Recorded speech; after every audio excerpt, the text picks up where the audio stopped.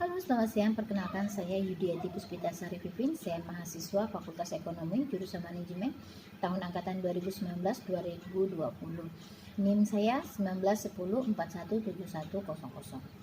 Pada siang hari ini, saya akan melaporkan tugas saya pada mata kuliah Analisis Lingkungan Bisnis. Oke, materi yang akan dibahas hari ini adalah terkait dengan analisis lingkungan industri dan analisis SWOT. Yang pertama-tama akan kita bahas adalah analisis lingkungan industri. Seperti kita tahu, industri adalah sekelompok perusahaan yang memproduksi produk-produk barang atau jasa yang saling bersaing dalam lingkungan bisnis. Perusahaan ini saling mempengaruhi. Biasanya industri mencakup kekayaan baruan dari strategi-strategi kompetitif yang digunakan perusahaan untuk memperoleh daya saing, strategi, dan laba di atas rata-rata. Secara umum, lingkungan perusahaan dapat dikategorikan ke dalam dua bagian besar, yakni lingkungan eksternal dan lingkungan internal perusahaan. Lingkungan yang kita bahas pertama adalah lingkungan internal. Lingkungan internal dalam lingkungan persaingan abad 21 ini, kondisi dan faktor tradisional seperti biaya tenaga kerja, akses dan sumber daya keuangan, bahan baku, serta pasar yang diproduksi atau diregulasi dapat tetap menjadi sumber keunggulan kompetitif, namun mengalami penurunan. Hal ini karena keunggulan kompetitif yang dihasilkan sumber di atas dapat diatasi dengan strategi internasional dan juga arus sumber daya yang relatif bebas dalam perekonomian global. Dalam persaingan bisnis saat ini, sedikit sekali perusahaan yang mampu secara konsisten melakukan pengambilan keputusan-keputusan strategis untuk meningkatkan kualitas keputusan tersebut. Maka perusahaan mengembangkan kapabilitas untuk berubah dengan cepat. Untuk meningkatkan kapabilitas ini, maka perusahaan harus memelihara lingkungan organisasi di mana eksperimen dan pembelajaran diharapkan dan dipromosikan. Meskipun perusahaan terkadang mengalami kesulitan mencapai daya saing strategi, memerlukan pengembangan dan penggunaan kerangka pemikiran manajerial yang berbeda.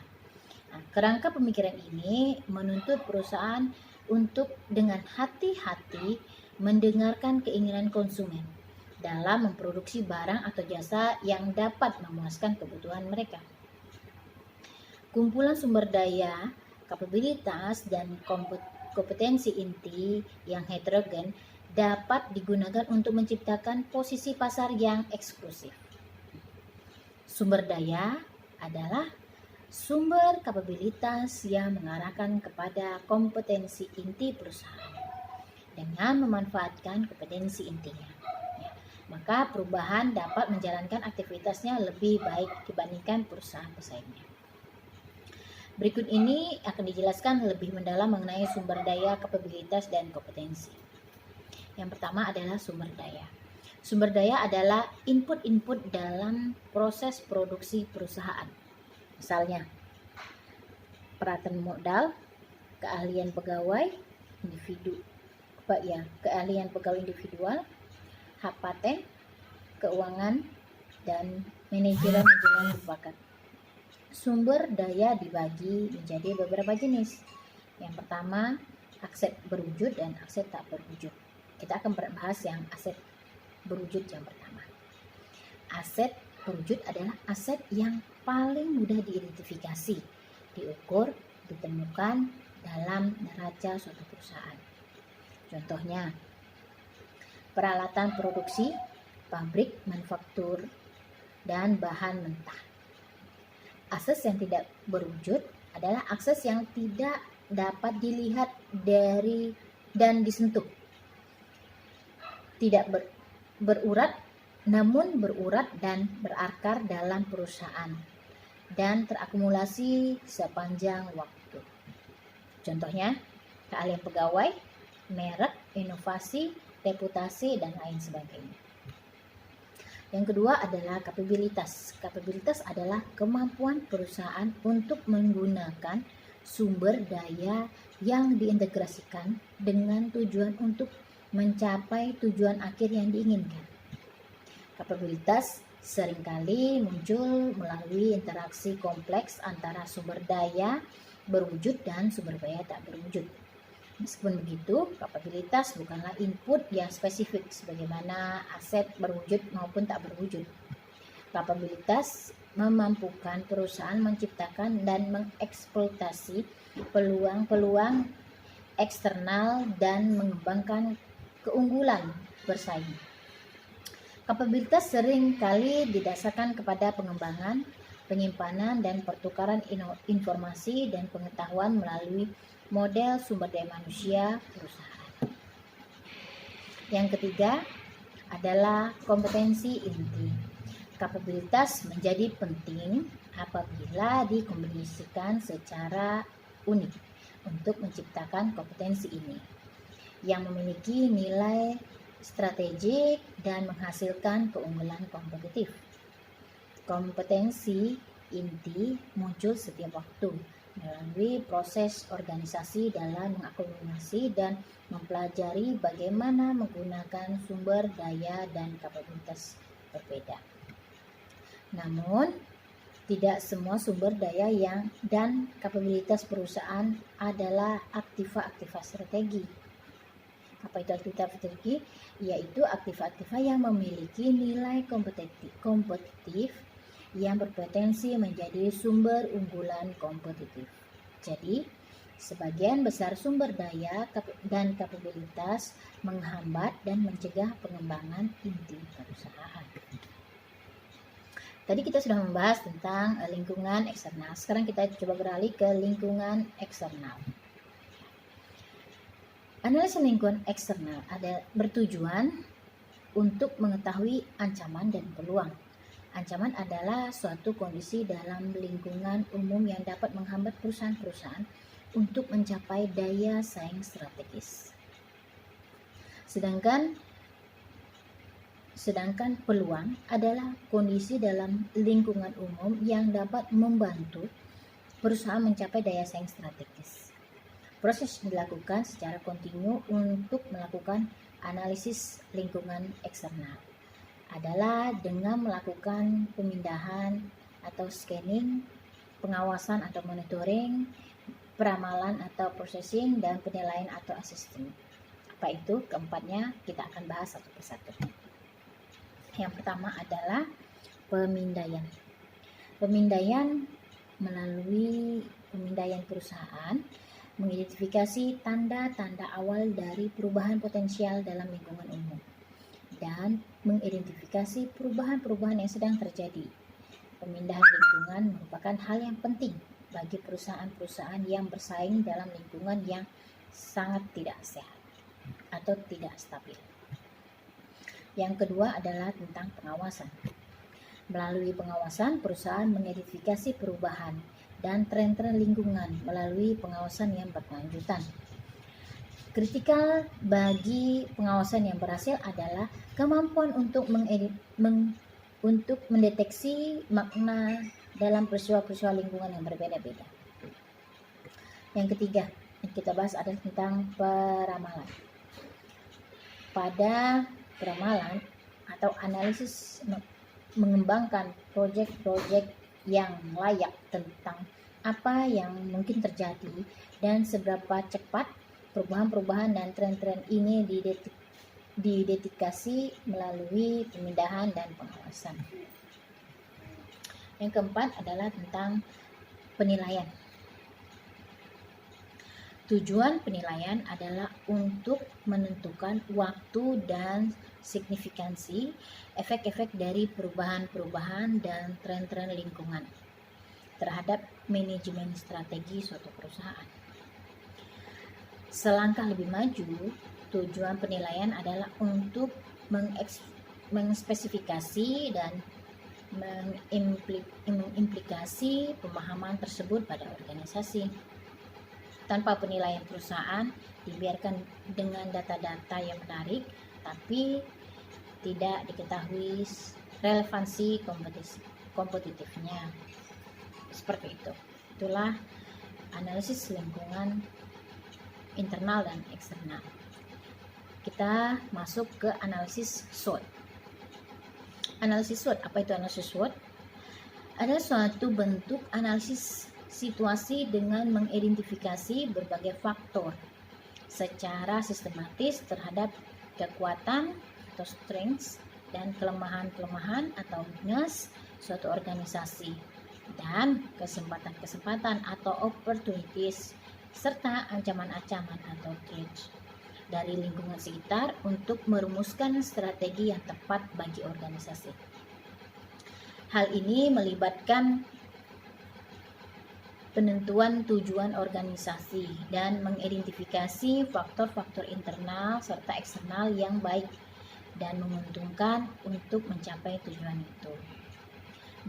Metode SWOT ini dibuat oleh Albert Humphrey yang pada waktu itu dasawarsa 1960-an dan 1970-an sedang memimpin proyek riset pada Universitas Stanford dengan menggunakan data dari berbagai perusahaan.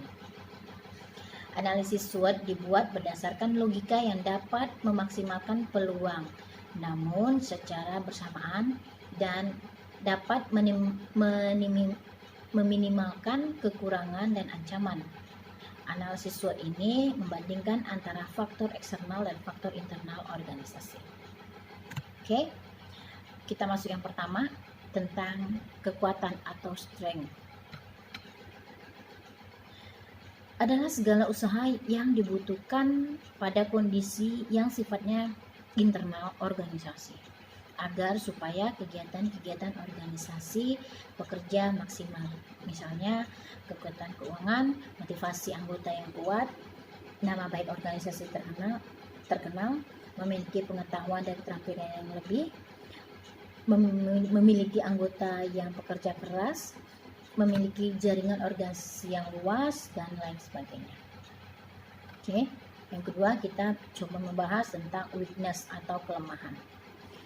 Terdapat kekurangan pada kondisi internal organisasi akibat kegiatan-kegiatan organisasi belum maksimalnya terlaksana, seperti kekurangan dana, memiliki orang-orang yang baru yang belum terampil, belum memiliki pengetahuan yang cukup mengenai organisasi, anggota kurang kreatif dan malas, tidak ada teknologi, dan lain sebagainya. Sedangkan opportunities atau peluang adalah faktor-faktor lingkungan luar yang positif yang dapat dan mampu mengarahkan kegiatan organisasi ke arahnya. Misalnya, kebutuhan lingkungan sesuai dengan lingkungan organisasi, masyarakat lagi membutuhkan perubahan, tingkat kepercayaan masyarakat terhadap organisasi yang bagus, belum adanya organisasi lain yang melihat peluang tersebut, dan banyaknya pemberian dana yang berkaitan dengan isu yang dibawa oleh organisasi tersebut, dan lain sebagainya. Sedangkan threat atau ancaman adalah faktor-faktor lingkungan luar yang mampu menghambat pergerakan organisasi. Misalnya, masyarakat sedang dalam kondisi apatis dan pesimis terhadap organisasi tersebut. Yang kedua, misalnya kegiatan organisasi seperti itu lagi banyak dilakukan oleh organisasi lain sehingga ada banyak kompetitor atau pesaing. Isu yang dibawa oleh organisasi yang sudah basi atau lain sebagainya. Itulah dia keempat dari analisis SWOT. Nah, kegunaan dari analisis SWOT ini dipakai secara umum, seperti yang pertama untuk menganalisis kondisi diri dan lingkungan pribadi, menganalisis kondisi internal lembaga dan eksternal lembaga, kondisi internal perusahaan dan lingkungan eksternal perusahaan, mengetahui sejauh mana diri kita di dalam lingkungan kita, dan yang kelima, mengetahui posisi sebuah lembaga di antara lembaga-lembaga lainnya, Dan yang keenam adalah mengetahui kemampuan sebuah perusahaan dalam menjalankan bisnis dihadapkan dengan para pesaing. Oke, itu kita bahas dari manfaat. Sekarang saya coba tampilkan ini. Ini urusan terbalik ya. Oke, saya coba membahaskan yang pertama adalah ini. Ini adalah kuartan 1. Kuartan 1 ini adalah membahas tentang, ini merupakan situasi yang menguntungkan karena organisasi tersebut memiliki kekuatan dan ancaman. Organisasi tersebut memiliki kekuatan dan peluang. Sehingga dapat mengarahkan seluruh potensi internal organisasi untuk memanfaatkan peluang yang ada. Strategi yang harus diterapkan dalam kondisi ini adalah mendukung kebijakan pertumbuhan yang agresif. Oke, yang kedua adalah ini dia. Kuartan 2. Meskipun menghadapi berbagai ancaman, organisasi ini masih memiliki kekuatan dari segi internal. Strategi yang harus diterapkan adalah menggunakan kekuatan untuk memanfaatkan peluang jangka panjang dengan cara strategi diversifikasi. Diversifikasi yakni membuat strategi yang berbeda, lain dari yang biasanya, dengan memanfaatkan kekuatan internal sehingga di masa yang akan datang memungkinkan terciptanya peluang. Oke, dan yang ketiga adalah kuartal ketiga, organisasi yang mendapatkan peluang eksternal yang besar, tetapi di lain pihak memungkinkan beberapa kendala atau kelemahan internal. Fokus organisasi ini adalah meminimalkan masalah-masalah internal organisasi sehingga dapat merebut peluang dari luar tersebut dengan baik. Oke, yang keempat adalah ini. Kuartal keempat ini merupakan situasi yang sangat tidak menguntungkan. Organisasi tersebut dihadapkan berbagai ancaman dan kelemahan. Oke. Ya, internal. Strategi yang digunakan yakni mempertahankan diri untuk membangun kekuatan internal dan meminimalisir kelemahan. Oke, demikian materi yang dibahas hari ini. Semoga bermanfaat bagi setiap yang menontonnya, dan sebagai pertanggungjawaban saya terhadap mata kuliah analisis lingkungan bisnis. Demikian, terima kasih, selamat siang.